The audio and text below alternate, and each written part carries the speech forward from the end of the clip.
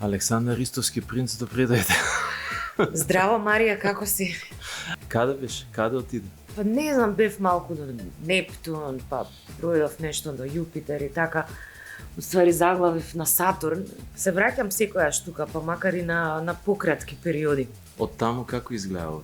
Од Сатурн се изгледа како да е многу тешко, меѓутоа кој си ја работи работата и кој не престанува да учи цел живот, сите тие работи што му делувале можеби преголеми или биле некаков баух, стануваат помалечки. А до Сатурн отиде ради прстен? Да, отидов ради прстен, ама сега не го носам со мене, ама прстенот е да не се комплексираат земјаните од сатурнски прстени. Си стои прстенот, да.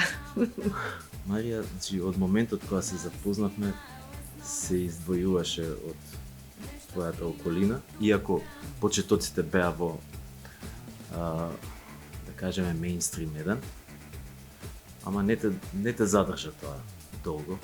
И од самиот почеток кога почнавме да работиме, не се наметна, туку бидејќи јас сум бил секогаш и автор на се што правам. Многу спонтано дојде да бидеш ти авторката на првата песна што нели после Фреде Жив. Да. Едноставно излезе песната од тебе и заедно ја направивме. Да, кога ти текнува, ја дојдов со Бојан, мојот тогашен дечко, ти дојдовме на врата и ти реков, ја бе ми свири у глава една мелодија и ти вика, добро мацо, ај влезете као со девојка ми сум. Не знам сега, тоа е многу одамна. И знам дека ти дојавме на гости и ја нешто како ти ја пеев песната. И тоа, знаеш, авторството е многу интересна работа, многу опширна тема. Меѓутоа треба некако да нешто да те подбуцне. Мислам дека не кликнува со секој. Некогаш си едноставно изведувач, некогаш со некои музичари се случува и заеднички да се инспирирате, знаеш, па дури и да е тоа некаква контра, нели? Сам во музиката контрата ја прави музиката, барем јас и ти сакаме такви работи. Кога мириса на тебе, имаше една монструмот или фантомот. Имаше нешто со Едгар Алан По, таму кој знаеш што сум во моментот што ми текнувало. Тогаш кога ги правеше тие песни беше ослободена од клише мелодии кои што се врзани за тоналитети. Да. Ги правеше како што ти доаѓа. Минатиот пат кога се видовме ми кажа дека се наобразуваш веќе теоретски. Тоа мислев со Сатурн. Дали тоа ти ги помеша работите во компонирањето, во авторството, бидејќи знаеш, ние музичарите колку да мислиме дека сме креативни, малце робуваме на она што сме го научиле као теорија. Многу добро и битно прашањево и тоа е нешто што во моментов ми се случува интензивно и во таа смисла ми е како некаква втора младост. Во мојот случај затоа што јас не студирам на тој формален начин, нели да сум запишана на факултет на музичка академија, да морам да полагам испит и нели некому нешто да докажувам. Јас тоа го правам самостојно, секако со моите учителки, меѓутоа учењето или особено па свирењето инструмент е многу самостојна работа. Знаеш, ти сам мораш да посветиш време и јас се одушевив, значи мене музичката теорија толку ме интересира што ја веќе сите можни книги на сите јазици што ги зборувам, што ги најдов, си ги набавив, си читам, си прашувам. Неверојатно сум фатално привлечена од клавиатурите. Можеби малку доцнам со тоа, но мене тоа буквално ме ослободи, затоа што јас немам кому што да докажувам, нели не полагам испит, не мора да дипломирам. Јас едноставно со тоа што сега го учам, многу побрзо стигнувам до некои идеи, луди или не луди, што ги имам и од прилика знам што правам. Знаеш, тоа не виси така па ја да не знам што е.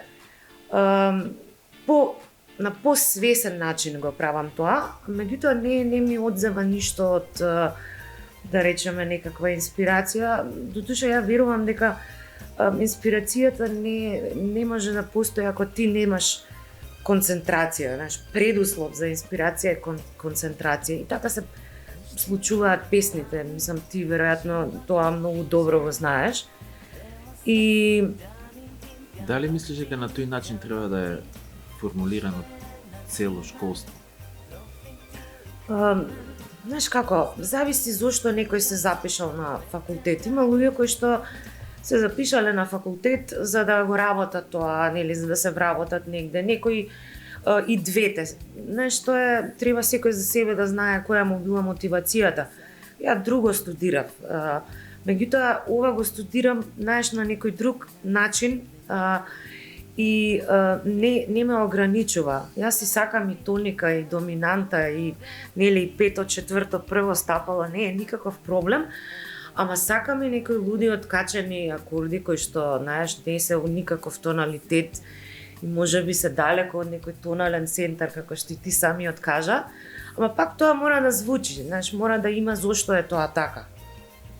Да, затоа Марија Каева најбо се слуша на ноќна прошетка сам по улица.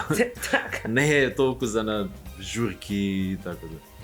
Јас сум се трудела да бидам и можеби и да прозвучам и комерцијално и се. И не е дека немам, мислам, такви песни. Меѓутоа никогаш не ми успева тоа, знаеш, до крај да направам некоја таква комерцијална песна и ќе почнам нешто и пак зазвучува тоа. Значи, кога правиш нешто и ако бираш слушател или Марија Каева, кого го одбираш? Прво, додека правиш песни. Не знам, јас кога правам песни, тоа Марија Каева не постои.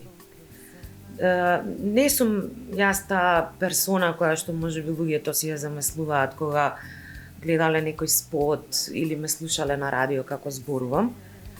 Мислам дека кога правам музика нема тука его во таа смисла, има здраво его кое што седнало и рекло сега ќе се сконцентрираш и ова што ти просвирило во глава или идејата што ја имаш, ќе ја завршиш, затоа што може да ти текнат секакви работи, ама завршувањето на песната или на идејата е сосема друга работа.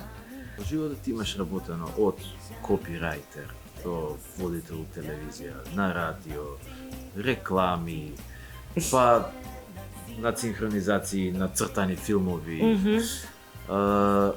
И аудиокниги работам во моментов. Да, значи, истото тоа се пресликува и у музиката. Значи, Марија Каева ќе ја слушнеш и во подпесна, во електроника, во джез. Каде не се наоѓаш највише или апсолутно не ги делиш работите на жанрови? Не, и не можам заради тоа што самото тоа што сум поминала многу долги години сати во радио како радиоводител кој што исто така музички ја уредувал, нели, програмата. Не можам да имам, знаеш, ниту омилен бенд, нити омилен пеач или изведувач, ниту пак омилен жанр или албум.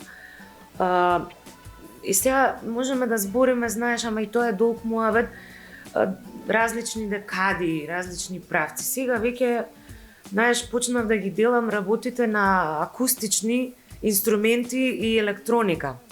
Знаеш, дојдов самата до некој таков момент и некако тоа ме влече сега, затоа што јас доаѓам од некое такво милје. Каева. И сме работеле притежно електроника. Знаеш, јас не сум имала прилика да имам контакт со акустични инструменти. Сум слушала, нели, као дете на радио, имало и класика и не знам, сме слушале и на 1 јануари, нели, виенскиот концерт и сето тоа, ама зборувам вака јас во моето искуство како изведувач и како автор многу поретко. И сега некако мене натака, знаеш, ме влече све, што не значи дека не работам и друг тип на музика. И не знам како да не забегувам сега, ама мислам дека самото тоа што не сум имала притисок дека сега треба да се одлучам што ќе правам, можеби и затоа така звучат работите на кои што работам, затоа што јас не правам се сама. Има некои песни што сум ги направила сама, и ги сакам соработките со други автори, затоа што верувам дека тоа е добро, мислам, и за авторите, и за изведувачите, и дека се случуваат секогаш неочекувани работи кога има повеќе инволвирани, меѓутоа некогаш и сам си ја правиш песната. Види, кој било жанр да е, едноставно твојот глас лепи за звучник. Фала сега, продолжи да ме фалиш. Таков ти е карактерот на гласот. И секој текст... Баритонка? Секој текст добива една поинаква димензија, смисла. На шо работиш сега? Искрено, сега завршувам некои проекти кои што се претежно акустична верзија. Работев некои експериментални песни кои што ги издадов на Bandcamp. Не знам дали сум ти пуштила, има една која што е така баш луда откачена кај што свирам јас како дивљам да не речам. И 14 минути испадна, значи не е во таа смисла, знаеш, ни по форма, ни по време трајање поп музика, но има и вокал и текст. И би рекла онака моце театрално сето тоа. И не знам, не се ограничувам. Знаеш, имам некои песни што ми текнале, кои што ми стојат како идеи, па знаеш, си имам фази во кои што прво си работам дома со пијаното. Театралноста е твоја одлика. Па после идам во студио. Човекот со среден раст, чива идеја беше? Да, имаме, знаеш, баш слушав некои песни тамо што ги извади ти од фиока, што не сме ги издале, што не сме ги доработиле. И има тамо цепки, знаеш, треба да се прочешла. Не можам ја, и знаеш, и сакам и да пишувам, мене ме влече тоа. Сакам и да зборувам, не знам дали забележа сега дека уста не затворив никако да стигнеш на ред. И тоа е од радиото доаѓа. И не случајно, мислам, сум се бавела со такви работи. И не случајно, кога ќе отпеам песна, може би дикцијата ми е прилично добра, затоа што ми е истрениран гласот за зборување. И тоа е све исто тренинг, исто и како пеењето, нели? Беше интересно компарација на што викаме шутаут, како е на македонски, не знам. Која снимивме песна која што сме ја снимиле пред 20 години. И 20 години. Слушаш вокалот пред 20 години, слушаш сега. Онака... Да, се слуша онака зрелоста, таму гласчето. Знаеш, ако мислиш на таа што пробавме пак да снимиме со нови вокали, да, во таа старата верзија поверно ми звучи искрено, ама тоа е као гласче, знаеш. Јас си викам, леле какво ми било гласчето такво, пошто јас себе си се доживувам за, знаеш, женски подлавов глас и сакам да пеам, не знам, у бас клуч обожавам да сум. Можам да идам и погоре, не е проблем, знаеш. Јас се чувствувам многу пријатно во, не знам, во регистарот на баритони. Мислам, не сум... Ти под рака со Сонја Исмаил? Да. Можам јас да бидам нежна, ама мислам дека нема потреба да се биде сега по секоја цена. Сам за себе се зборувам. Добре, кажи ми, во Германија поврзана ти е работата со музика? Не, меѓутоа работев на проект во Куклен театар, каде што беше врзано и со зборување и со пеење. Меѓутоа ја таму не се бавам, мислам, со музика. Можеби треба да размислам. Мислам, добро ми оди германскиот, да направам некоја песна на германски. Ама да не испадне после дека сум предавник, нели? А дали си размислувала за дека имаш многу колаборации? Зошто да не имаш издание со избор од сите тие колаборации? Кои што не се официјално твои, туку се фьючеринг. Мари. Да, имаш право. Тоа ако се собере, може да се направи некое такво издание. Инаку Виж, не сум размислувала на таа тема, не ми текнува. Зошто мора да е твоето име прво? За да... Знаеш, тоа и некогаш знаеш, сум се размислувала, знаеш, и да издавам некако и музика Албум под Featuring псевдоним. Марија. Некогаш и пречи тоа, затоа што знаеш, еве конкретно таа песна Фројд е жив, и ниту јас, ниту ти можеме да се ослободиме двајцата од таа песна. И многу пати, знаеш, луѓе ќе кажат: "Еј, Марија, Фројд е жив." И ја викам: "Добро, сега, после тоа сме правеле со Александар и други работи, јас сум правела и со други луѓе со работки све, тоа како, знаеш, некако како да не постои." И таа песна некако не одбележува се уште и ја не можам да се отарасам од тоа, знаеш. Ма мислам дека тебе те слушав на некој подкаст као збореше баш на оваа тема, дека тоа е така функционира, дека една песна некогаш ќе те одбележува цел живот во перцепцијата на публиката. Тоа, не знам, во нашиот случај... Треба да научиш да живееш со тоа. Да, нема мора да друго научиме чаре. да живееме со Фројд е жив. Тоа е и... Не знам, Така, исто ми се случува, значи да. си извадил уште 7-8 албуми, а пак ти викаат: "Абе, сањала за еден супер ти беше, те нема." Да, тоа. И или не знам, спотот нели беше многу као контроверзен, иако немаше ништо нели контроверзно во спотот. Па знаеш, луѓето цело време ми викаа: "Леле, ти таму гола во кадата." Бе, викам: "Не бев ја во кадата. Александар беше во кадата, јас Ама умот го така и држев виде. со бебето." Да, и знаеш, цело време тоа е исто работа на перцепција, на како луѓето, знаеш, им останало нешто во глава. И освен тоа беше некој скроз друг период, кога телевизиите има сосема друга улога и сосема Има моќ друга. Сега постојат телевизиите, не дека немаат моќ, меѓутоа не си ти како слушател, нели, како гледач, врзан со телевизијата за да гледаш некаков спот. Во тоа време се чекало на некаква музичка емисија, се чекало да се емитува мислам спот. дека малце телевизиите сами си ја одземаат таа улога, тргајќи ја музиката на страна и фокусирајќи се само на дневно политички Или работи. на серии. И луѓето, да, и на серии, луѓето веќе ја отпишаа телевизијата као место каде што треба да им се пласира нешто веќе од некого селектирано или некаков филтер пројдено. Добро, ма еве затоа ти го правиш ова со Hitmaker. Не знам, ја не пратам многу, ама као делува како да е единствената емисија со некаква топ листа со баш онака телевизиски спотови. Од друга страна, социјалните мрежи, да кажеме, ако си изгуби смислата да вадиш албум, бидејќи не постои носач на албум кој што можеш да го ставиш, да го пуштиш, значи касета нема CD, плоча остана, и малку изгуби смисла вадењето на албум, затоа што ќе ти пропаднат 7 песни. Да, Дури со социјалните мрежи изгуби смисла и вадењето на спот, па и високо буџетен спот, бидејќи гледаат по 10 секунди.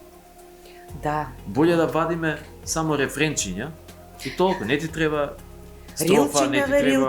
Рилчиња. Толку, значи песна рилче, за да може да ја дослушаат. Треба рефренот да ти Скип. гласи: "Здраво, те сакам, крши глава." Толку.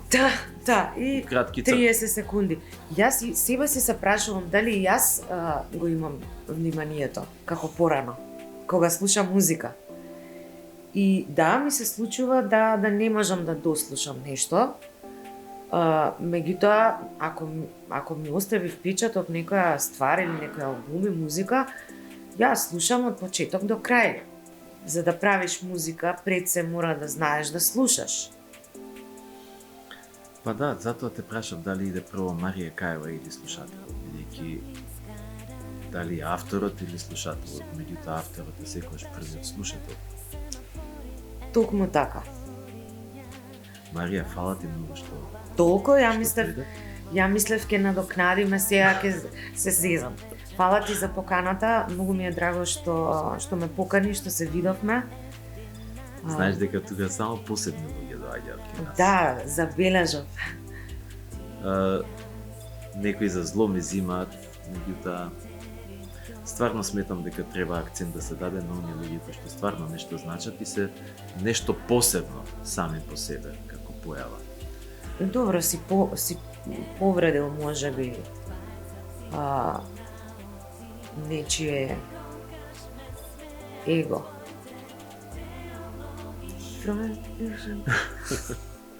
Фала ти многу.